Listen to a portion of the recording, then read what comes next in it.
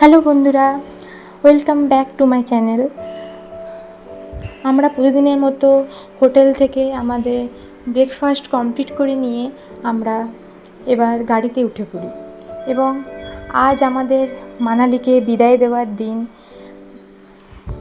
আজ আমরা মানালি থেকে রওনা দেব অমৃতসরের উদ্দেশ্যে এবং পথে আমরা যেমনটি তোমাদের সাথে আমরা কথা দিয়েছিলাম, আমরা ওয়েদার খারাপ হওয়ার কারণে মানালি যাওয়ার দিন কাসোলের মানিকারণ গুরুদুয়ারা আমরা দর্শন করতে পারিনি এবং সেই কারণে আমরা আজ মানালি থেকে অমৃতসর যাওয়ার পথে বৈষ্ণব দেবী টেম্পল এবং রাস্তায় পড়বে কাসোল মানিকারণটা আমরা দর্শন করে আমরা রওনা দেব অমৃতসরের উদ্দেশ্যে। আমাদের এর পরবর্তী ডেস্টিনেশন অমৃতসর।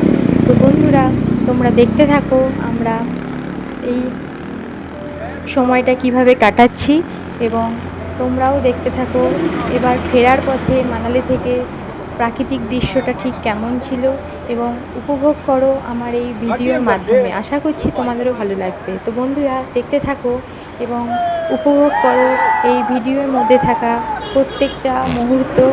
আশা করছি তোমাদেরও খুবই ভালো লাগবে। আমরা প্রথমে বেরিয়ে পড়ে বৈষ্ণব দেবীর টেম্পল দর্শন করি এবং মাতা বৈষ্ণব দেবীকে আমরা প্রণাম করে সেখানে কিছু সামান্য প্রসাদ গ্রহণ করে আমরা বেরিয়ে পড়ি কাসোলের উদ্দেশ্যে এবং পথে আমরা কুল্লু হয়ে আমরা রিভার রাফটিংয়ের কিছু ছোট ভিডিও ক্লিপ সংগ্রহ করি এবং এক সময় হিমাচল প্রদেশের উদ্দেশ্যে কাসোল অঞ্চল সম্বন্ধে মহাদেব ও মাতা পার্বতী ছোট্ট ধারণা দিই।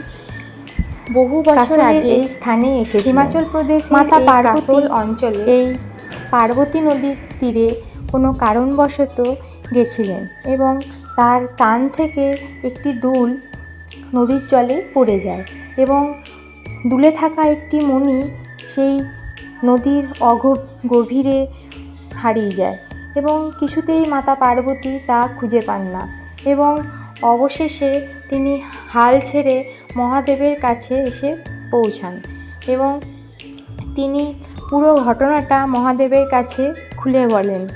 মহাদেব এসে সেই মণি নদীর থেকে খোঁজার চেষ্টা করেন, কিন্তু কিছুতেই কিছু হয়ে ওঠে না।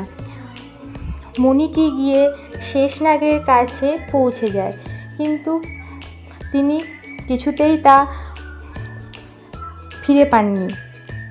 তাই তিনি অত্যন্ত ক্রোধবশত সেই স্থানে মহাদেব তার তৃতীয় নয়ন খুলে ফেলেন এবং মুহূর্তের মধ্যে সেই নদীর জল প্রচণ্ড গরম হয়ে যায়।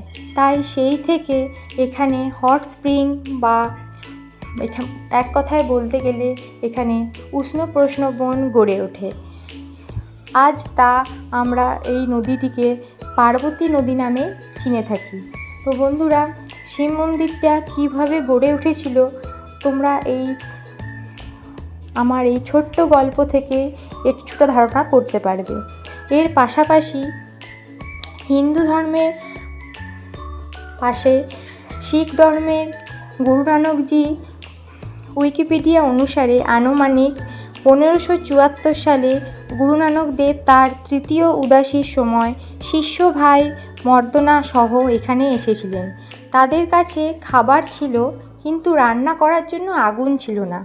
গুরু নানক মর্দনাকে একটি পাথর তুলতে বলেন, যার ফলে একটি ফুটন্ত উষ্ণ প্রশ্নবন বেরিয়ে আসে। তৈরি করা রুটিগুলো ডুবে গেল। গুরু তাদেরকে তার একটি অংশ ঈশ্বরের উদ্দেশ্যে উৎসর্গ করার নির্দেশ দেন, যার পরে রুটিগুলি রান্না হয়ে আবার ভেসে ওঠে। তিনি তখন থেকেই সেই স্থানে এক গুরুদুয়ারার স্থাপনা করেন এবং ঠিক পাশেই তার লঙ্গর তৈরি করেন এবং যে কোনো ধর্মেরই হোক মানুষ এখানে এসে প্রসাদ গ্রহণ করতে পারে এবং যদি ইচ্ছা করে তারা সেখানে সাধারণ মানুষদের উদ্দেশ্যে সেবা করতে পারে।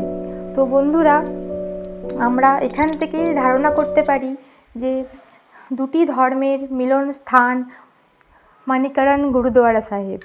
তো অবশ্যই তোমরা এই স্থানে এলে দুটি স্থান দর্শন করে ভক্তি সহকারে প্রসাদ গ্রহণ করে ইচ্ছা করলে সেবা করে তোমরা এই স্থান থেকে ঘুরে যেতে পারো। তো আশা করছি তোমাদেরও এখানকার স্থান প্রত্যেকটা জায়গা খুবই ভালো লাগবে। আমরাও খুব সুন্দরভাবে এই দুটি স্থান ঘুরেছি এবং ভক্তি সহকারে আমরা কিছুটা সেবা করতে পেরেছি এবং ভোগ গ্রহণ করে আমরা সেখান থেকে বেরিয়ে পড়ি আমাদের পরবর্তী গন্তব্য অমৃতসরের উদ্দেশ্যে।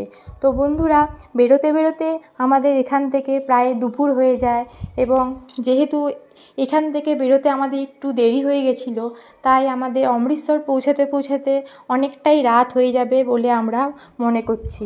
তো সেই মতো যদি খুবই রাত হয়ে যায়, আমরা এর পরবর্তী ভিডিও তোমাদের ঠিক পরের দিন সকাল থেকেই তোমাদের কাছে শেয়ার করব।